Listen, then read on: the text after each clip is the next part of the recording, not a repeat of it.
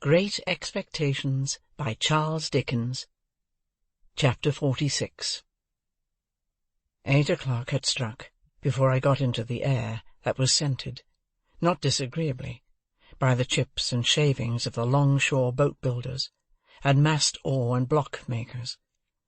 All that waterside region of the upper and lower Pool below Bridge was unknown ground to me, and when I struck down by the river, I found that the spot I wanted was not where I had supposed it to be, and was anything but easy to find.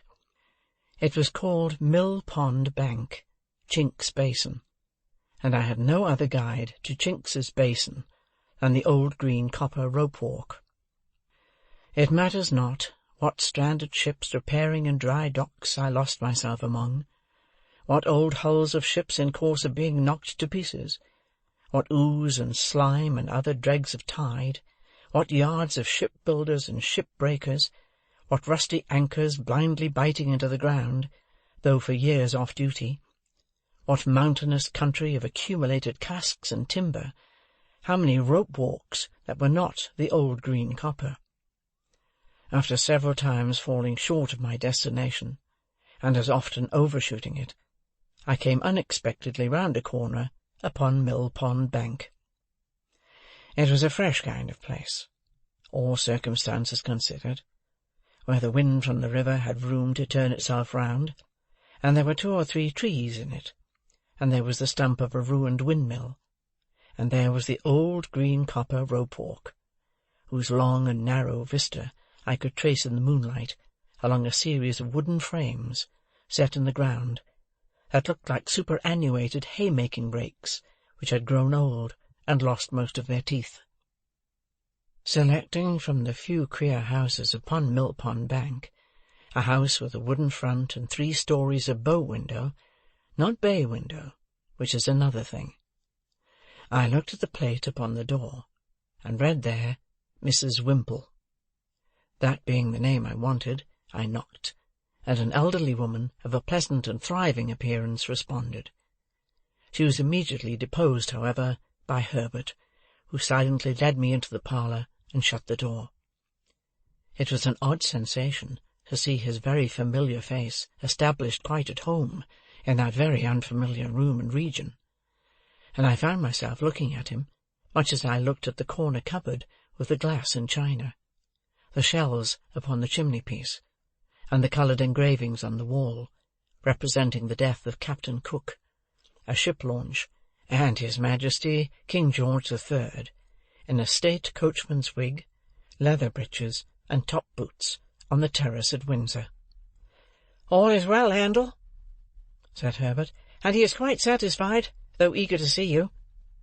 My dear girl is with her father, and if you'll wait till she comes down, I'll make you known to her, and then we'll go upstairs. That's her father." I had become aware of an alarming growling overhead, and had probably expressed the fact in my countenance. "I'm afraid he is a sad old rascal," said Herbert, smiling, "but I have never seen him. Don't you smell rum? He's always at it." "At rum?" said I. "Yes," returned Herbert, "and you may suppose how mild it makes his gout.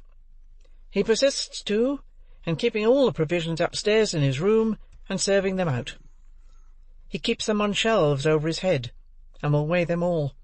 His room must be like a chandler's shop." While he thus spoke, the growling noise became a prolonged roar, and then died away. "What else can be the consequence?" said Herbert, in explanation, "if he will cut the cheese? A man, with the gout in his right hand and everywhere else, can't expect to get through a double Gloucester without hurting himself." He seemed to have hurt himself very much, for he gave another furious roar. "To have Provis for an upper lodger is quite a godsend to Mrs. Whimple," said Herbert, "for of course people in general won't stand that noise. A curious place, Handel, isn't it?" It was a curious place indeed, but remarkably well kept and clean. "Mrs. Whimple," said Herbert, when I told him so, "is the best of housewives, and I really do not know what my Clara would do without her motherly help. For Clara has no mother of her own, Handel, and no relation in the world but old Gruffingrim." "Surely that's not his name, Herbert?" "No, no," said Herbert. "That's my name for him. His name is Mr. Barley. But what a blessing it is for the son of my father and mother to love a girl who has no relations, and who can never bother herself or anybody else about her family." Herbert had told me on former occasions, and now reminded me, that he first knew Miss Clara Barley when she was completing her education at an establishment at Hammersmith, and that on her being recalled home to nurse her father, he and she had confided their affection to the motherly Mrs. Whimple, by whom it had been fostered and regulated with equal kindness and discretion ever since. It was understood that nothing of a tender nature could possibly be confided to old Barley, by reason of his being totally unequal to the consideration of any subject more psychological than gout, rum, and purser's stores.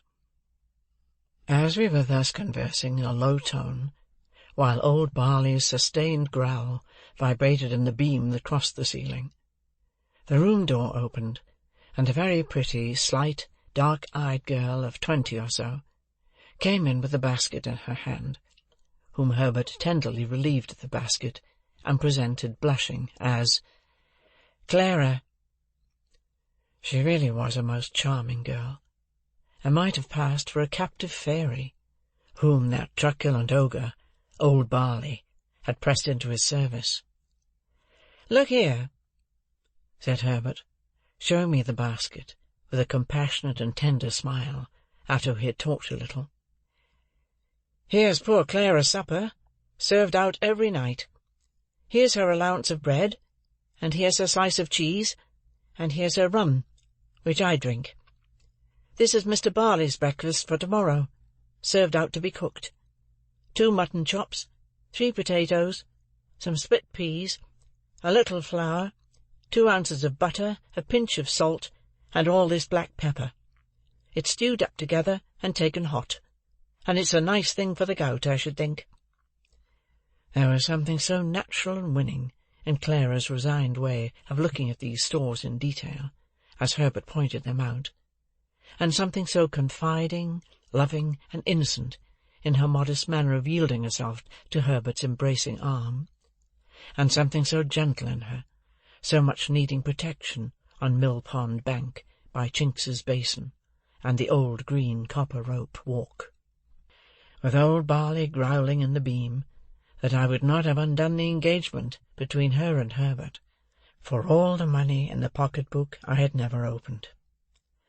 I was looking at her with pleasure and admiration, when suddenly the growl swelled into a roar again, and a frightful bumping noise was heard above, as if a giant with a wooden leg were trying to bore it through the ceiling to come to us. Upon this, Clara said to Herbert, "Papa wants me, darling," and ran away. "There is an unconscionable old shark for you," said Herbert. "What do you suppose he wants now, Handel?" "I don't know," said I. "Something to drink?" "That's it," cried Herbert, as if I had made a guess of extraordinary merit.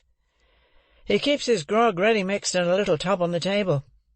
Wait a moment, and you'll hear Clara lift him up to take some. There he goes." Another roar, with a prolonged shake at the end. "Now," said Herbert, as it was succeeded by silence, "he's drinking." "Now," said Herbert, as the growl resounded in the beam once more, "he's down again on his back." Clara returned soon afterwards, and Herbert accompanied me upstairs to see our charge. As we passed Mr. Barley's door, he was heard hoarsely muttering within, in a strain that rose and fell like wind, the following refrain, in which I substitute good wishes for something quite the reverse. Ahoy, bless your eyes, here's old Bill Barley. Here's old Bill Barley, bless your eyes. Here's old Bill Barley on the flat of his back, by the Lord, lying on the flat of his back like a drifting old dead flounder. Here's your old Bill Barley, bless your eyes. Ahoy, bless you. In this strain of consolation, Herbert informed me the invisible Barley would commune with himself by the day and night together, often while it was light, having at the same time one eye at a telescope which was fitted on his bed for the convenience of sweeping the river. In his 2 cabin rooms at the top of the house, which were fresh and airy, and in which Mr. Barley was less audible than below, I found Provis comfortably settled. He expressed no alarm, and seemed to feel none that was worth mentioning, but it struck me that he was softened, indefinably, for I could not have said how, and could never afterwards recall how when I tried, but certainly. The opportunity that the day's rest had given me for reflection had resulted in my fully determining to say nothing to him respecting Compeyson. For anything I knew, his animosity towards the man might otherwise lead to his seeking him out, and rushing on his own destruction. Therefore, when Herbert and I sat down with him by his fire, I asked him first of all whether he relied on Wemmick's judgment and sources of information. "Aye, aye, dear boy," he answered with a grave nod. "Jaggers knows." "Then I have talked with Wemmick," said I, "and have come to tell you what caution he gave me, and what advice." This I did accurately, with the reservation just mentioned, and I told him how Wemmick had heard, in Newgate Prison, whether from officers or prisoners I could not say, that he was under some suspicion, and that my chambers had been watched. How Wemmick had recommended his keeping close for a time, and my keeping away from him, and what Wemmick had said about getting him abroad. I added that, of course, when the time came, I should go with him, or should follow close upon him, as might be safest in Wemmick's judgment. What was to follow that, I did not touch upon. Neither, indeed, was I at all clear or comfortable about it in my own mind, now that I saw him in that softer condition, and in declared peril for my sake. As to altering my way of living, by enlarging my expenses, I put it to him, whether in our present unsettled and difficult circumstances it would not be simply ridiculous, if it were no worse. He could not deny this, and indeed was very reasonable throughout. His coming back was a venture, he said, and he had always known it to be a venture. He would do nothing to make it a desperate venture, and he had very little fear of his safety with such good help. Herbert, who had been looking at the fire and pondering, here said that something had come into his thoughts arising out of Wemmick's suggestion, which it might be worth while to pursue. "We are both good watermen, Handel, and could take him down the river ourselves when the right time comes. No boat would then be hired for the purpose, and no boatman. That would save at least a chance of suspicion, and any chance is worth saving. Never mind the season. Don't you think it might be a good thing if you began at once to keep a boat at the Temple stairs, and were in the habit of rowing up and down the river? You fall into that habit, and then who notices or minds? Do it 20 or 50 times, and there is nothing special in your doing it the 21st or 51st. I liked this scheme, and Provis was quite elated by it. We agreed that it should be carried into execution, and that Provis should never recognize us if we came below bridge, and rowed past Mill Pond Bank. But we further agreed that he should pull down the blind in that part of his window which gave upon the east whenever he saw us, and all was right. Our conference being now ended, and everything arranged, I rose to go, remarking to Herbert that he and I had better not go home together, and that I would take half an hour's start of him. "I don't like to leave you here," I said to Provis, "though I cannot doubt your being safer here than near me. Good-bye." "Dear boy," he answered, clasping my hands, "I don't know when we may meet again, and I don't like good-bye. Say good-night." "Good night. Herbert will go regularly between us, and when the time comes you may be certain I shall be ready. Good night. Good night." We thought it best that he should stay in his own rooms, and we left him on the landing outside his door, holding a light over the stair-rail to light us downstairs. Looking back at him, I thought of the first night of his return, when our positions were reversed, and when I little supposed my heart could ever be as heavy and anxious at parting from him as it was now. Old Barley was growling and swearing when we repassed his door, with no appearance of having ceased or of meaning to cease. When we got to the foot of the stairs, I asked Herbert whether he had preserved the name of Provis. He replied, certainly not, and that the lodger was Mr. Campbell. He also explained that the utmost known of Mr. Campbell there was that he, Herbert, had Mr. Campbell consigned to him, and felt a strong personal interest in his being well cared for, and living a secluded life. So, when we went into the parlour, where Mrs. Whimple and Clara were seated at work, I said nothing of my own interest in Mr. Campbell, but kept it to myself. When I had taken leave of the pretty, gentle, dark-eyed girl, and of the motherly woman who had not outlived her honest sympathy with the little affair of true love, I felt as if the old green copper rope-walk had grown quite a different place. Old Barley might be as old as the hills, and might swear like a whole field of troopers, but there were redeeming youth and trust and hope enough in Chink's basin to fill it to overflowing. And then I thought of Estella, and of our parting, and went home very sadly. All things were as quiet in the Temple as ever I had seen them. The windows of the rooms on that side, lately occupied by Provis, were dark and still, and there was no lounger in Garden Court. I walked past the fountain twice or thrice before I descended the steps that were between me and my rooms, but I was quite alone. Herbert coming to my bedside when he came in, for I went straight to bed, dispirited and fatigued, made the same report. Opening one of the windows after that, he looked out into the moonlight, and told me that the pavement was as solemnly empty as the pavement of any cathedral at that same hour. Next day I set myself to get the boat. It was soon done, and the boat was brought round to the Temple stairs, and lay where I could reach her within a minute or two.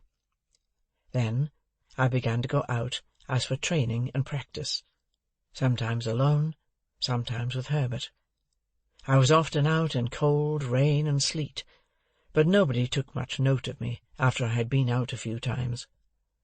At first I kept above Blackfriars Bridge, but as the hours of the tide changed, I took towards London Bridge. It was old London Bridge in those days, and at certain states of the tide there was a race and fall of water there which gave it a bad reputation. But I knew well enough how to shoot the bridge after seeing it done, and so began to row about among the shipping in the Pool, and down to Erith. The first time I passed Mill Pond Bank, Herbert and I were pulling a pair of oars, and, both in going and returning, we saw the blind towards the east come down. Herbert was rarely there less frequently than 3 times in a week, and he never brought me a single word of intelligence that was at all alarming. Still, I knew that there was cause for alarm, and I could not get rid of the notion of being watched. Once received, it is a haunting idea. How many undesigning persons I suspected of watching me, it would be hard to calculate. In short, I was always full of fears for the rash man who was in hiding. Herbert had sometimes said to me that he found it pleasant to stand at one of our windows after dark, when the tide was running down, and to think that it was flowing, with everything it bore, towards Clara. But I thought with dread that it was flowing towards Magwitch, and that any black mark on its surface might be his pursuers, going swiftly, silently, and surely, to take him. Chapter 46.